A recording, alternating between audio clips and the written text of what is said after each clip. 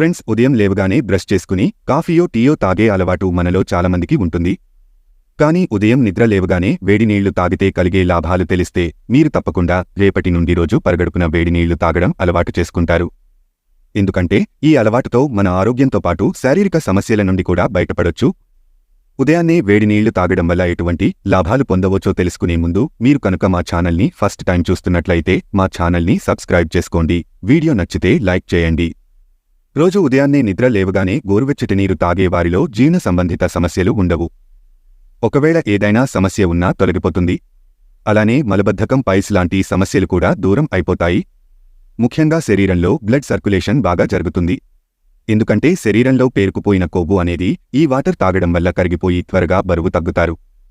శరీరంలోని ఉష్ణోగ్రత నియంత్రణలో ఉంటుంది. అందువల్ల జ్వరం, జలుబు లాంటి అనారోగ్య సమస్యలు రాకుండా ఉంటాయి.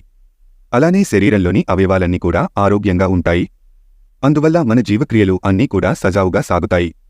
అలాగే జలుబు, దగ్గు, గొంతు నొప్పి, ఆస్తమా వంటి సమస్యలతో బాధపడేవారు వేడినీరు తాగడం వల్ల మంచి ఉపశమనం పొందవచ్చు. అలాగే మీరు ఒక నిరోధక శక్తి కూడా పెరుగుతుంది.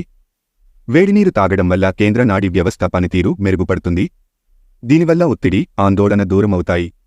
అలాగే చర్మానికి, వెంట్రుకలకు కూడా చాలా మంచిది.